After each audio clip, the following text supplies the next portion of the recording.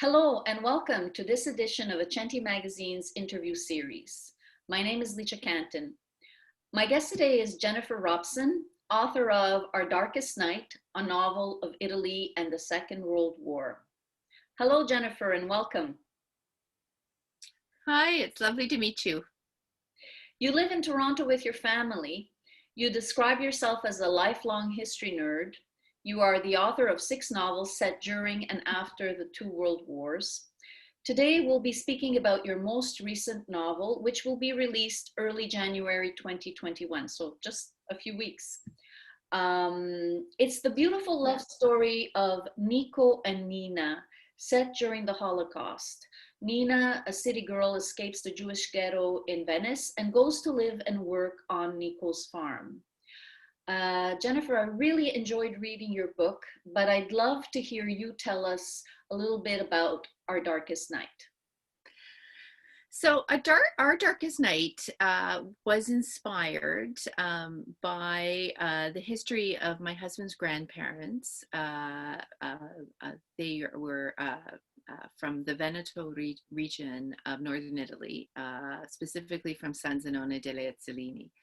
And we found out quite by chance, not very long ago, that with the encouragement of their parish priest, Father Odostocco, that they had helped to hide Jewish Italians from the Nazis during the war.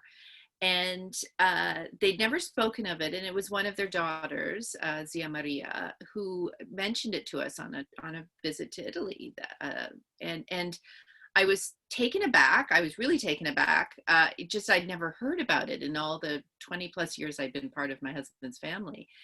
And it wasn't that they were hiding it. It was just that I guess they were reticent in talking about sad things, upsetting things that happened during the war, even those who lived through the war and had been children.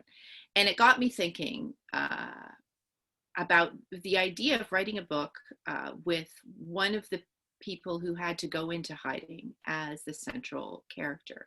And that character became Antonina Mazin, who is the daughter of a physician, a renowned physician. They are Venetian. Her family has lived in Italy for hundreds and hundreds of years. I mean, the Jewish population of Italy was very well established, very well integrated, there had been Jewish communities in Italy for quite literally thousands of years. And so for them, can you imagine the horror, the dismay, the terror of the fall of 1943, when the Nazi occupation of Italy begins, and Jewish Italians they're being rounded up, they're being deported, nobody knows where they're being taken. And Antonina's father realizes what is happening, and he sends her into hiding with a friend of the family. Actually, it's almost a secondhand relationship in the sense that he's become friends over the years with a Catholic priest, Father Bernardi, and Father Bernardi arranges for Nina to go into hiding with one of his parishioners. So this is when we meet Niccolo Gerardi, and he takes her from Venice, from the only home she's ever known, into the Italian countryside to a tiny village called Mezzocelle, which is on the foothills, in the foothills of Monte Grappa, which is actually very close to the town where my husband's family is from. And can you tell us which of the characters was actually inspired by a member of the family? So the actual characters in the book are completely fictional. I mean, there's no real person who corresponds with Nina or Niccolo. But the character of Father Bernardi is my imagined version of what Father Odostocco himself would have been like. I wasn't able to speak to anybody who knew Father Stocco when he was alive. But what I do know from my research is that he was named Righteous Among the Nations by Yad Vashem in 2010. And they don't stint on their research. And they had just ample documentary evidence of the peril he put himself into in order to save fellow Italians from Nazi persecution. I should add, I mean, in the 1930s, leading up to the war, I mean, Italy was under the control of a fascist regime. And life had become increasingly difficult for Italian Jews. There were many, many laws that were discriminatory and anti-Semitic. But by and large, people had managed to find a way to survive, to live within the constraints put upon them. And it was really only in 1943 when, with the fall of Mussolini and the arrival, physically within Italy of the Nazi occupying forces, that things really, really became very dire. And that's the moment that I wanted to look at, where you've lived your entire life as an Italian. Nina knows no other language. She's Italian down to her bones. And suddenly she's not welcome. She's told that she no longer belongs.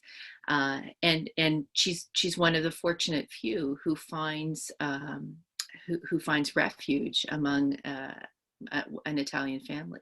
And this really did happen. I mean, the Italian Jews who survived, by and large, it was because they managed to find a place to hide outside of the urban centers. A lot of the time was in the countryside, and it was with the help of their Gentile neighbors. And so it's, I just wanted to, there aren't a lot of books written about what happened in Italy during the war to Italy's Jews in terms of fiction. And I just thought it was something that needed to be explored and understood. And so it's not meant to be a portrait per se of my husband's family or anyone within it. They just gave me the spark to start looking for answers. And I will say all the details of everyday life, of what it was like to live on a farm and really have very little money in this period, that all came from both sides of my husband's family, all the various aunts and uncles who are still alive and cousins who are just so helpful.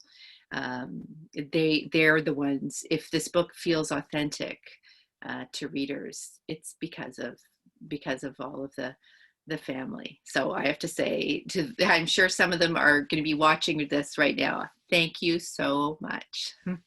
And so did your research actually take you to Venice? It did. So we were very fortunate. So we've been to visit my husband's family a number of times, and so I had wanted to go back while I was writing the book, and I'd been busy with events for my previous book, The Gown, and just had not been able to carve out even a week to 10 days until this past January. So January 2020, we made our way right after New Year's. We went to Italy, and we started in Venice and spent a few days there. And my intent was, I had written most of the book at this point, although it was still in a very rough form. What I wanted to do was retrace the steps that my characters took and follow them through the book, and specifically Nina. And just make sure that everything felt right, that if I stood in a place and I looked around through Nina's eyes, that what I was describing was as close to the truth as I could get at a remove of 75, 80 years. And so we were in Venice, and then most of our time was spent with my husband's family in Sanzanone delle Zellini and just surrounding villages. I should add that, the village in the book, which is called Mezzocelle, is fictional. I invented it. I couldn't find, first of all, I didn't really want to base it on a specific place, because I didn't want anyone to say, and this is my Zia Lucia said, don't make it San Zenone, because everybody's going to complain, oh, so-and-so wasn't there. That didn't happen. If when it's fictional, I can create or I can control everything. And I put it, if anybody from the region is watching, it's broadly speaking, it is set just in the first kind of foothills when you come up from the plain towards Monte Grappa.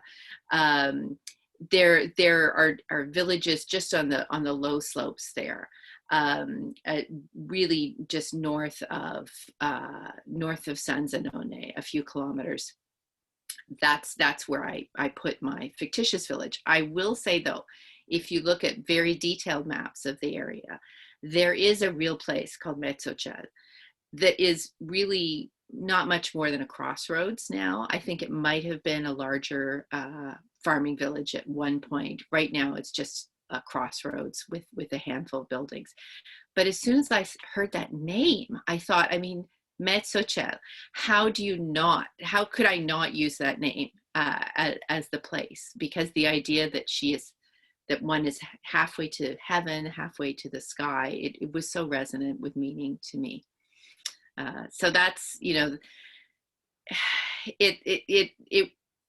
was, there were moments that took my breath away as I stood in these places that I'd imagined and spent months writing about.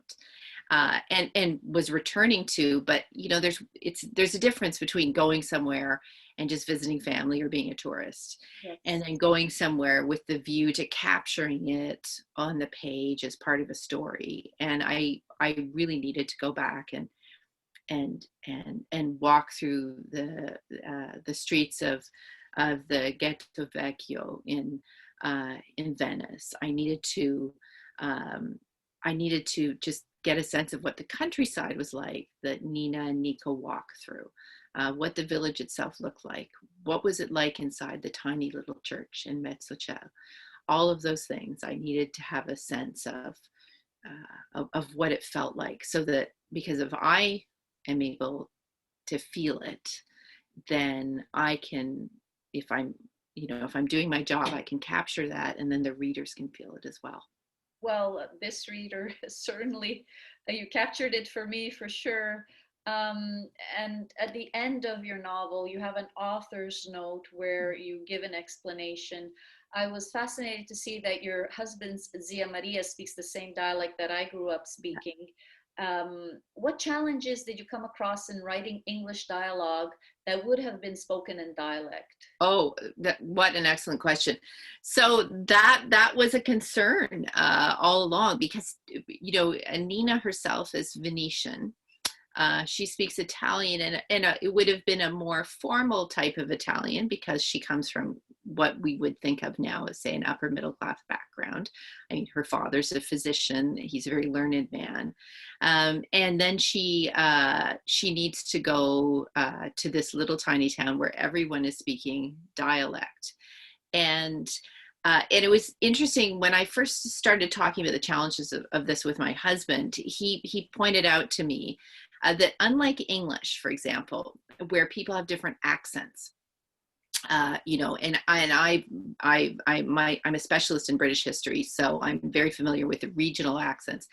Dialect in England has fallen by the wayside. There's some regional terms, but English is English. It's just sometimes deciphering the accents can be tricky if they're very, very strong accents, but English can sound very, very different.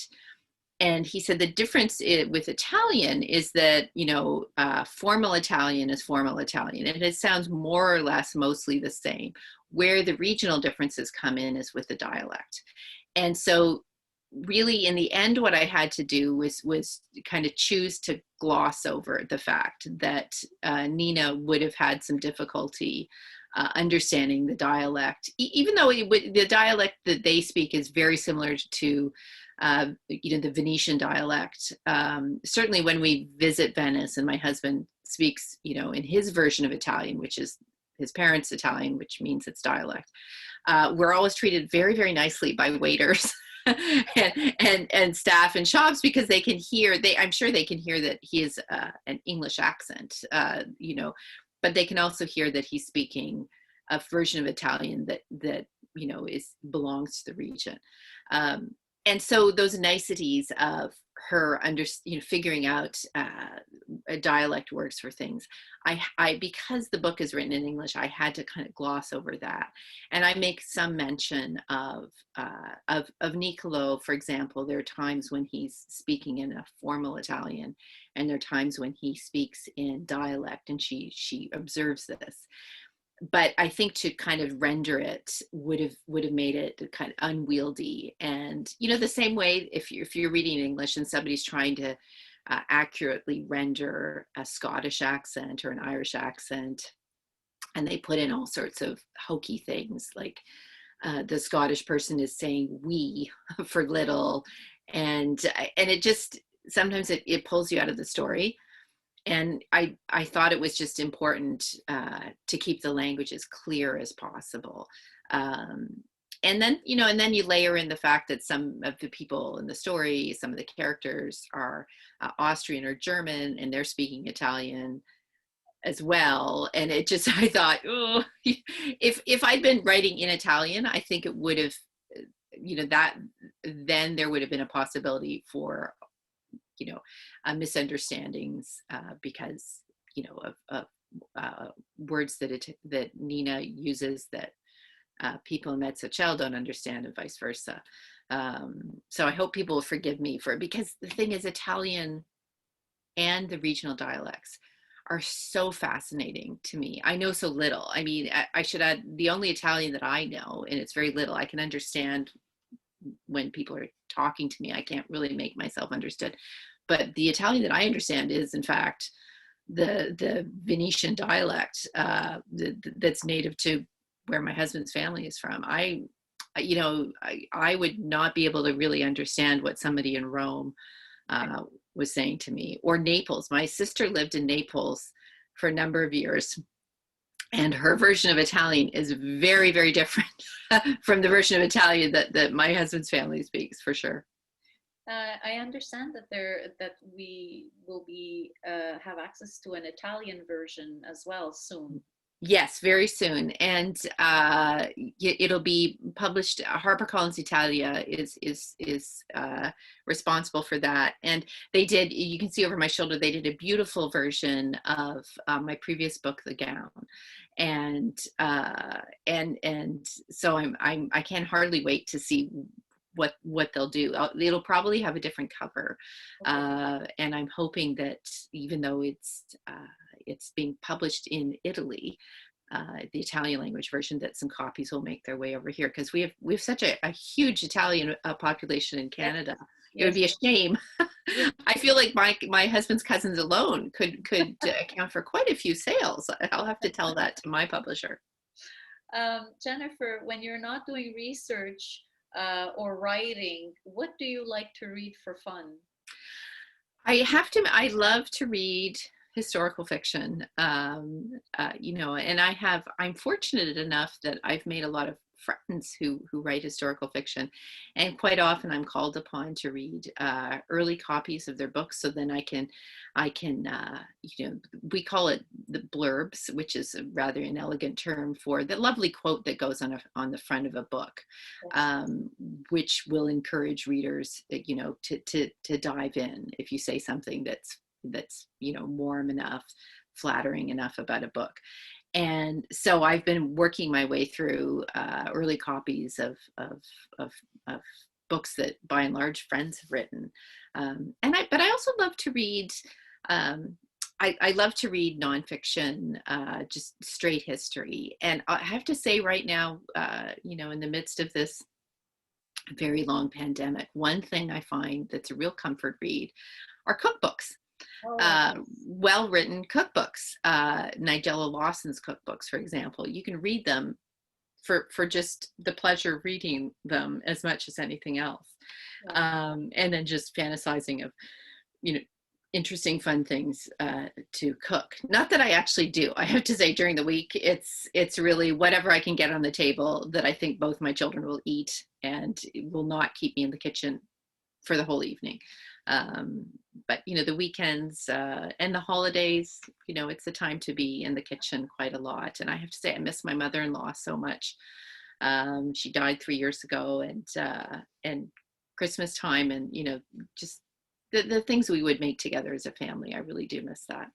Do you have a favorite Venetian dish or favorite dish that your mother-in-law used to make? Oh, oh my gosh. And so I'm going to apologize. I'm going to mispronounce some of the things she would make. So she was a wonderful cook.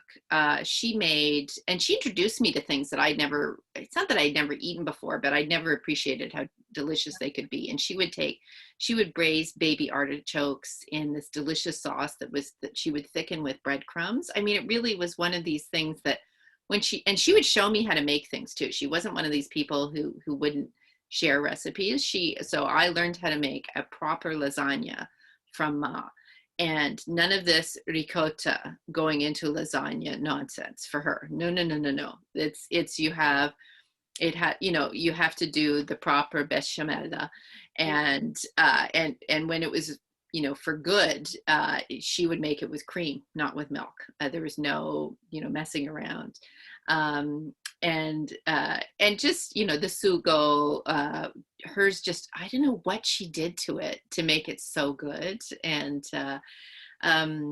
she had, there was the, oh, she would make the little fritters when it was New Year's, Yeah. and the gros de lit, which again I'm mispronouncing, Crust. but the lovely little pastry that she would deep fry. And all of our friends, whenever we had a party at, say, Christmas time, everybody would wait until Ma arrived with the big platter of gros de lit, and just a mound of it covered with icing sugar.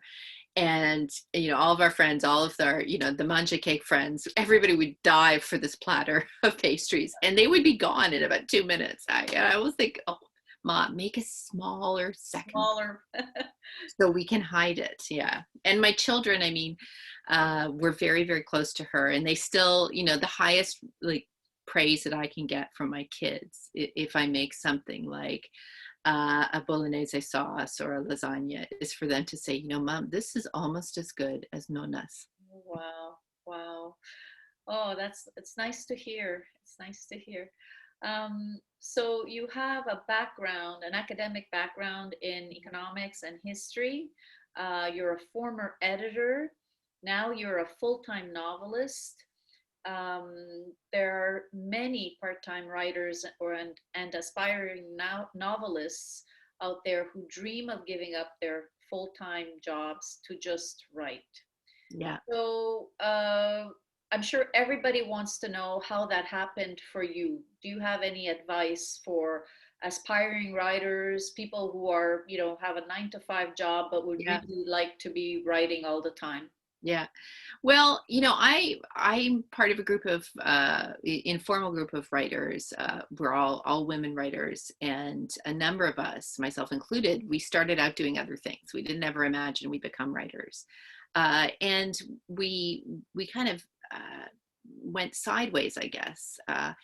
And it was, it wasn't just that we were unhappy with the jobs we had. It's just that there's something about writing that is so deeply satisfying, and it has nothing to do with whether your book is published or whether you make any money selling your books. It's the act of writing itself is just a wonderful, I just find it a wonderfully kind of completing type of activity. I started when my kids were little. Was home on what felt like this eternal maternity leave. And as much as I loved being at home with them, I really, really did. There are stretches of time that can get a little dull when you're at home with a toddler and a newborn baby. I mean, let's be honest here. And so I started just writing down this idea I had. And it turned into my first book, just a story of a woman in the First World War. And it took me a long time to get it published. Initially, that wasn't my aim. I just wanted to do something with my time. And so my advice is always to start small, right? Because you need to kind of build yourself up to it's almost like a different life that you're embarking on. And start with a notebook. Don't go big. Don't go and buy an expensive computer or anything like that. You just need a notebook. In fact, as I look over my shoulder here, I have a whole string of notebooks that I've used over the years for different projects.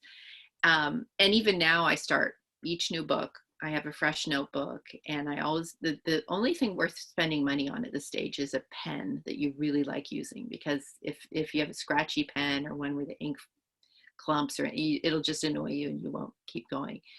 And then what you need to do is find a piece of time every day and try and make it the same time if you can. And even better, if you can drag yourself out of bed a little bit early every day, and find that quiet time before the rest of the house gets up and starts asking you questions. You know, mom, where's this? Mom, where's that? Find yourself 15 minutes and just start writing your ideas down.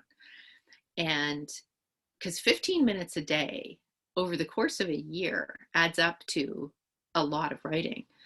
And, you know, I have friends, my friend Kate Hilton, who has a new book out called Better Luck Next Time. Her first book she wrote just on Sunday afternoons. She would take 3 hours every Sunday afternoon. And it took her a year and a half to write it. But that was the only time she had. She had a full-time job. She was working as a lawyer, and she had 2 little kids, and she didn't have time the rest of the week. So she just used those few hours and made the most of them. And that's what I did early on. I mean, you know, babies and toddlers have this way of not conforming to you know, your expectations of what they should be doing. And so, you know, I just had to capture these little moments. So it took a long time, but again, that wasn't the point. The point was that I was finding a way to express myself and kind of nourish that creativity. And that's absolutely the best way to get started. I think, you know, trying to make it into a huge project and building it up in your head, you can disappoint yourself before you've even started. Yes. So start small with a notebook and a good pen, and give yourself a little bit of time each day. If you make it a habit, it just will be something you do almost reflexively. And after a year, you'll be surprised how far you've come. And you may find yourself spending longer and longer each day, which is not a bad thing. But just commit yourself to that small amount of time, and it just, the dividends are incredible. Even if you never get anything published, that's not the point of this whole thing. The point is to know that you have done it yourself, and that's a rare accomplishment in this day. To sit down and focus and write something really just for yourself, I think is an amazing thing to do. That's wonderful advice. Yes. Last question. Is there any discussion about a movie based on Our Darkest Night? So still in early days, you know, the thing with movie deals, and I mean, at the moment, you know, there are discussions on most of my books taking place between my literary agent is involved, and I also have a film agent, and I try not to pay attention to any of it, because the chances of, lots of people sell what they call the options to have their books made into movies or television series. Very few of those options are then, the technical term is exercised or kind of turned into actual filmed projects. And so I never want to get too excited.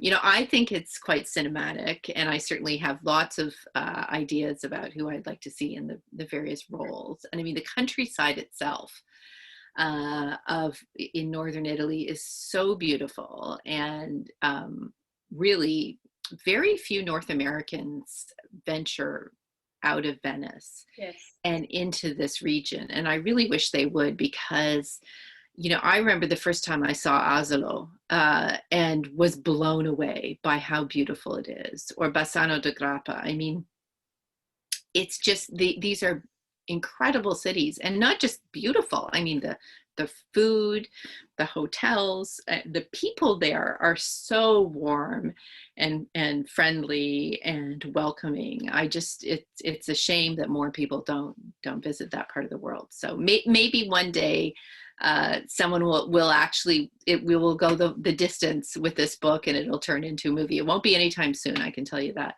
And then maybe I can highlight the film itself will highlight the beauty of this region. Thank you very much, Jennifer Robson, for speaking to Accenti today. Thanks very much, and happy holidays. Same to you, and thanks to everyone for listening. Thank you.